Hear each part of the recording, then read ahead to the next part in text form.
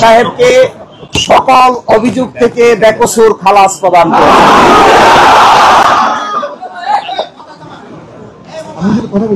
আজকে থেকে এখন থেকে জামায়াতে ইসলামীর সাবেক ভারপ্রাপ্ত সেক্রেটারি জেনারেল জনাব ATM Azharul Islam is an innocent man.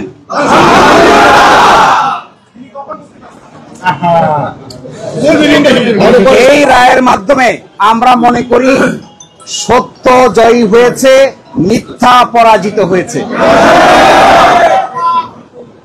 Truth prevail and falsehood defeated. জামাতের এবং বিএনপির 6 জন শীর্ষস্থানীয় নেতৃবৃন্দকে মৃত্যুদণ্ড কার্যকর করা হয়েছে।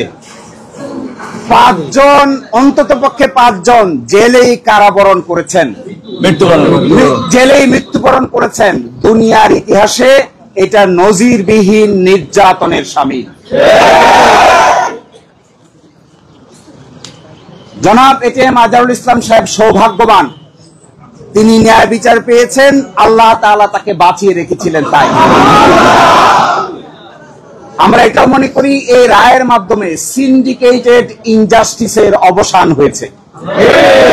আমরা এটাও মনে করি এই রায় ঘোষণার মধ্য দিয়ে বাংলাদেশের আদালতের মর্যাদা সমুন্নত হয়েছে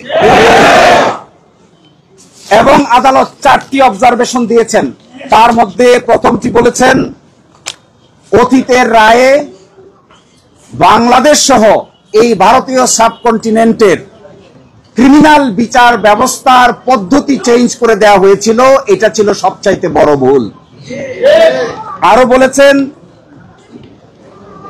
আদালতের সামনে উপস্থাপিত সাক্ষ্য প্রমাণ অ্যাসেসমেন্ট করা ছাড়াই জনাব এটিএম আজহারুল ইসলাম সাহেবকে ফাঁসি দেওয়া হয়েছিল।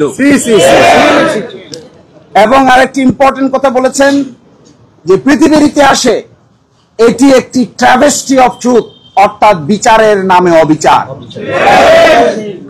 আরো বলেছেন,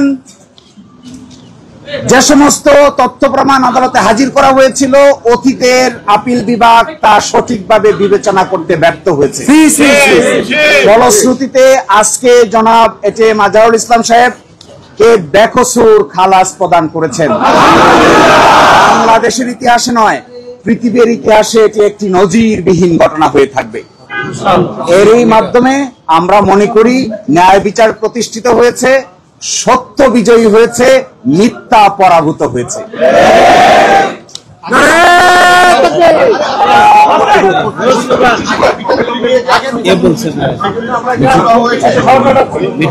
আমরা একটা শোনেন, আমরা একটা শর্ট অর্ডার চেয়েছি, অ্যাডভান্স অর্ডার চেয়েছি। এই অ্যাডভান্স অর্ডারটার আদালত মঞ্জুর করেছেন। আদালত বলেছেন আমরা চেষ্টা করব আজকেই যেন এবং আজকে এবং কালকের মধ্যে যেন এই শর্ট অর্ডারটা প্রসেস হয়ে জনাব এটিএম আজহারুল ইসলাম সাহেব মুক্তি পেতে পারেন, এই জন্য সকল আইনি ব্যবস্থা আমরা গ্রহণ করব। আর আরেকটা প্রেস কনফারেন্স আছে 11:30টায় বাংলাদেশ জামায়াত ইসলামীর পক্ষ থেকে ডিপ্লোমা ইঞ্জিনিয়ার্সে। এই প্রেস কনফারেন্সে আপনাদের সকলকেই স্বনির্বন্ধভাবে দাওয়াত দেওয়া হচ্ছে। আর এই রায়ের প্রাথমিক প্রতিক্রিয়া হিসেবে বাংলাদেশ জামায়াত ইসলামের নায়েবে আমির ডক্টর সৈয়দ আব্দুল্লাহ মোহাম্মদ তাহের আপনাদের সামনে আরো দুটি কথা বলবেন।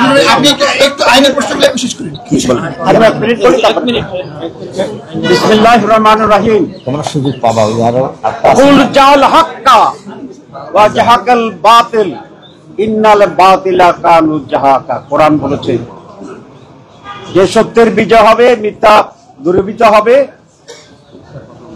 এবং মিথ্যার পতন অবশ্যম্ভাবী।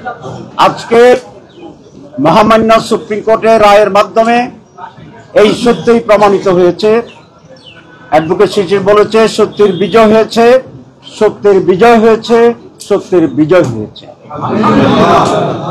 আজকে 11:30টায় ইঞ্জিনিয়ার ডিপ্লোমা ইঞ্জিনিয়ার ইনস্টিটিউটে সাংবাদিক সম্মেলন হবে। সেখানে আমাদের মোহতারাম আমির জামাত প্রেস কনফারেন্স অ্যাড্রেস করবেন।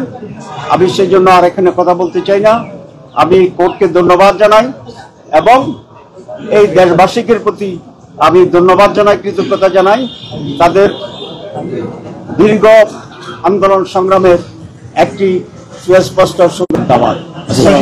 আপনি ওই যে অনেকগুলো প্রশ্ন তুলেছিলেন, সাক্ষী 3 কিলোমিটার দূর থেকে দেখেছে, 6 কিলোমিটার দূর থেকে দেখেছে, এই ঘটনাগুলো তাহলে কি সবগুলোই তাহলে কি মিথ্যা প্রমাণিত হয়ে যায় একসাথে? যে এই রায়ের মাধ্যমে যে অভিযোগগুলো আনা হয়েছিল, সাক্ষীরা আদালতে এসে বলেছেন কেউ 3 কিলোমিটার দূর থেকে দেখেছেন, কেউ 6 কিলোমিটার দূর থেকে দেখেছেন।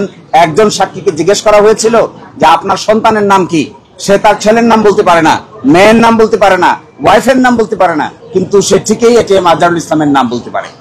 এই রায়ের মাধ্যমে এই আগের রায়ের যে সমস্ত ফাইন্ডিং ছিল, এই মিথ্যা সাক্ষ্যের উপর ভিত্তি করে যে সমস্ত সাজা দেওয়া হয়েছিল, সবই আজকে অসত্য প্রমাণিত হলো এবং তাকে বেকসুর খালাস প্রদান করা। আমাদের পরবর্তী প্রেস কনফারেন্সে আমির জামাত বিস্তারিতভাবে আপনাদেরকে ব্রিফ করবেন। আমরা এখানে শেষ করে দিচ্ছি। আমরা মনে করি এটাও আজকে এই সুযোগে এই কথা বলে দিতে চাই, আমরা মনে করি এই রায়, পূর্ণাঙ্গ রায় বের হয়ে যাওয়ার পর অতীতের রায় সম্পর্কে এই রায়ে অনেক অবজারভেশন থাকবে। আমরা মনে করি সরকারের উচিত হবে এই পূর্ণাঙ্গ রায় প্রকাশ হওয়ার পরে একটা রিভিউ বোর্ড গঠন করে অতীতের রায়গুলোকে পুনর্বিবেচনা করা, যেন মৃত্যু পরবর্তীতে হলেও যাদের সাথে অন্যায় করা হয়েছে, অবিচার করা হয়েছে, তাদের পরিবার, তাদের দল এবং এই দেশের মানুষ ন্যায় বিচার পেতে পারে।